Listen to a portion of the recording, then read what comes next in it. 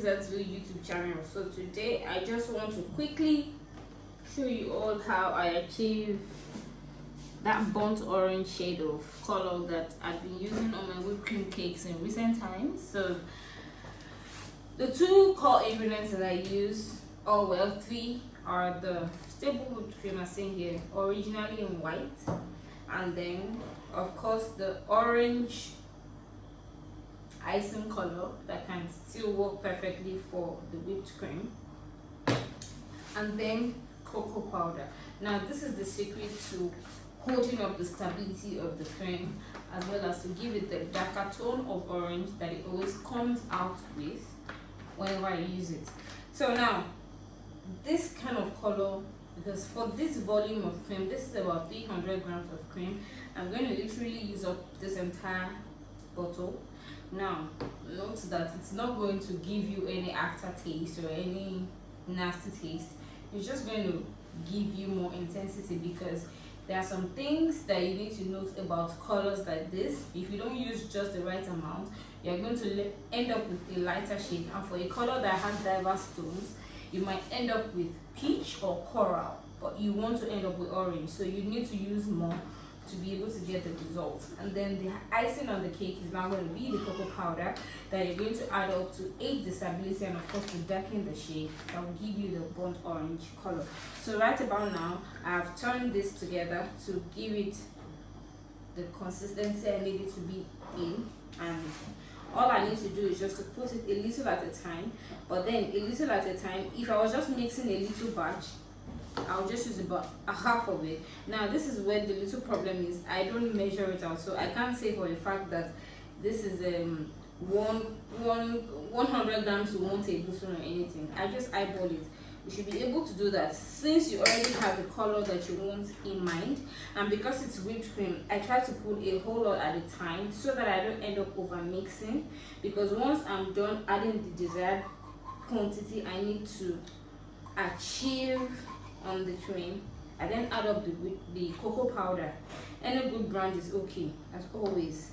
So at this point now, the first thing I will do is to get it activated by just folding in, just as you would if you're adding any other kind of color.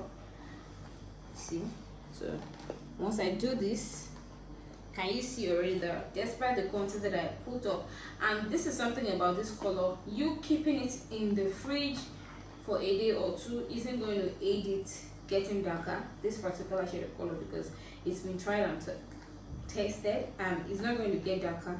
It's just going to remain the way you have made it to be. So now look at it now.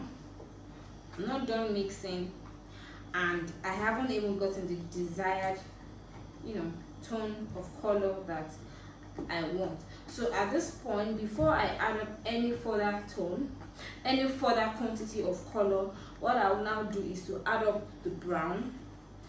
Some people think about adding brown color because some people don't, they don't like anything that has chocolate taste or undertone, or those that have the aversion. So that's just fine. You can add chocolate brown. And again, for the cocoa powder, I don't always measure it out. I just eyeball, really. That's the reason why when I was making the shots on this color, I mentioned that I would try the best I can to make a video, probably. The reason why I say that is because not because I don't know the composition, but because I haven't taken the time to try and understand the measurements, because eyeballing it every time and then it comes out just the same tone, the exact shade I want it to be. So you can try it out, but just know that in anything you're doing, the cream is always the most in quantity anyway, obviously. So you can see what I'm doing now. So at this point now, so this mixing is just basically just not to over mix it. So before I get all of the cocoa powder incorporated, I just then add up the remaining bit of color I want to add to it, and the color is going to be just as I want it to be. I will just mix up behind camera just so that we don't waste time seeing what I've done earlier.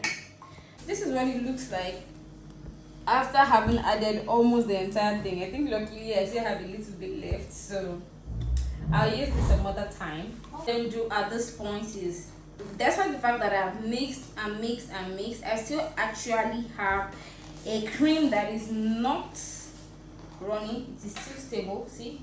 So but to make sure or to double check with the stability, what I'll do now is to now pop it into the fridge for a minimum of 20 minutes to just get it stabilized or to firm up and rest after the rigors of the mixing, after which I will then be able to use it according to how I like to use it.